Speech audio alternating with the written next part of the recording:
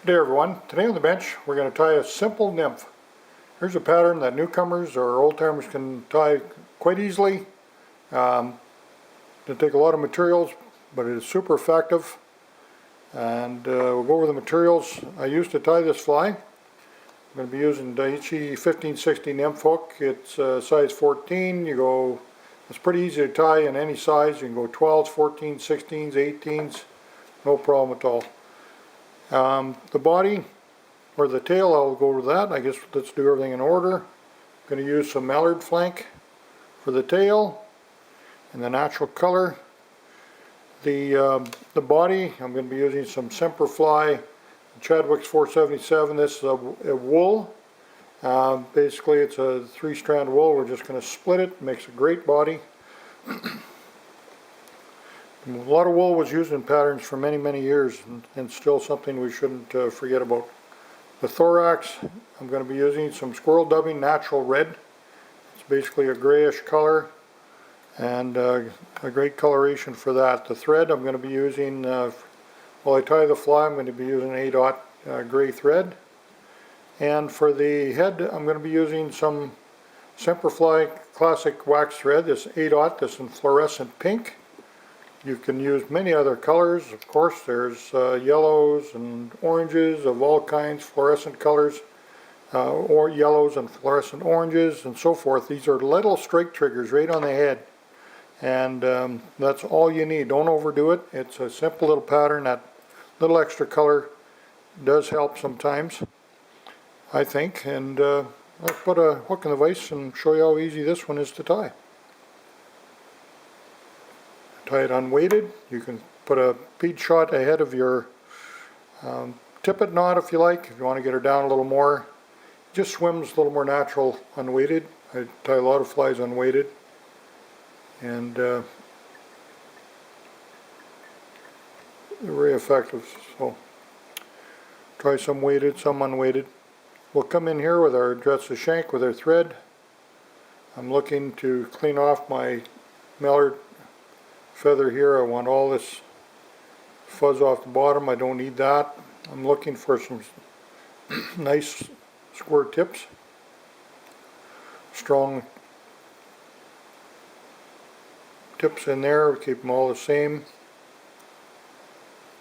Measure that up.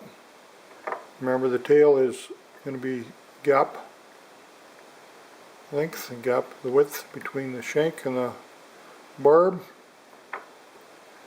Nice little tail there. Wrap our thread over the butts. That looks pretty good. Now we simply take a strand. I'd already split one of these strands already. I've got 3 strands of this wool. Take it apart. And what this does, just going to tie it over the shank here, all the way to the rear. A little pressure on so you pull my tail back up where it belonged. Got everything in place.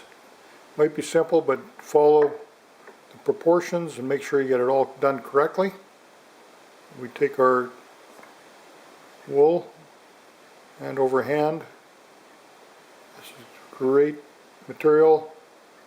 It looks very simple, but it picks out. It's a lot of gills. It's got segmentation without throwing a lot of tinsels and so forth in there.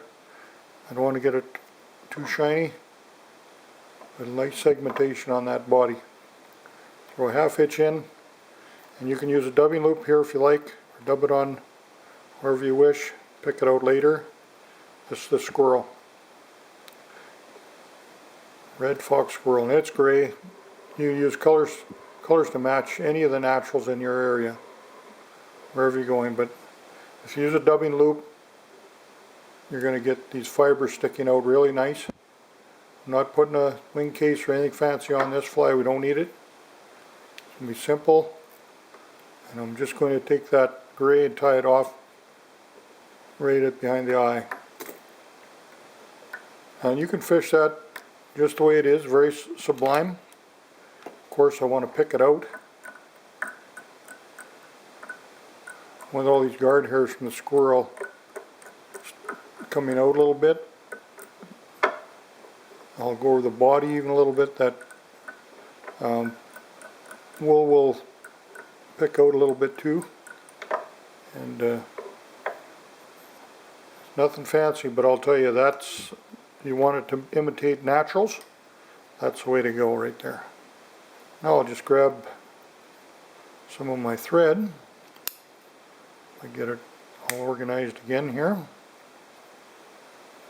Now these fluorescent colors and all kinds of materials out there now, we can trick them out.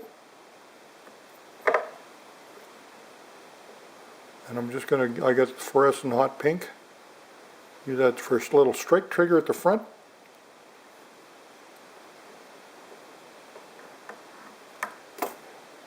Just adds a little extra to the pattern, and a little, just see it a little bit, and it's not going to overtake the natural likeness of the insect you're trying to imitate. Put a little Solres on there. Hold it all together.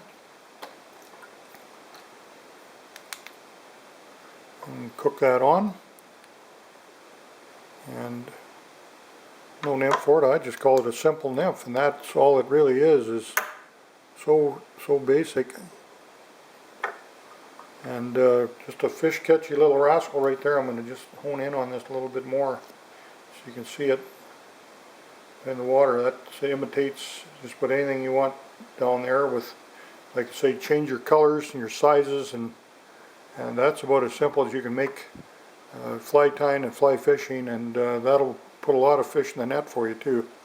So we thank you again for watching Sport Fishing on the Fly. I hope again to catch you again here real soon.